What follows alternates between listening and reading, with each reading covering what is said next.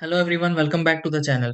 If your DeLonghi portable air conditioner is leaking water onto the floor, it can quickly become a messy situation and may affect how the unit performs.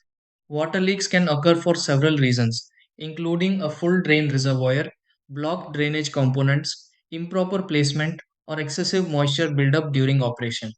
The good part is that many leaking issues can be identified and corrected with a few simple inspections.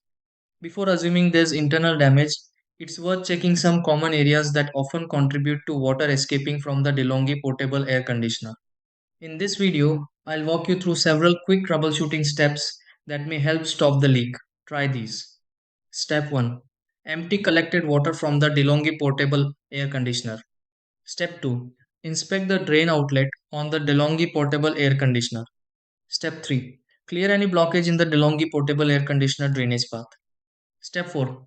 Make sure the DeLonghi portable air conditioner is level. Step 5. Check the drain hose connected to the DeLonghi portable air conditioner.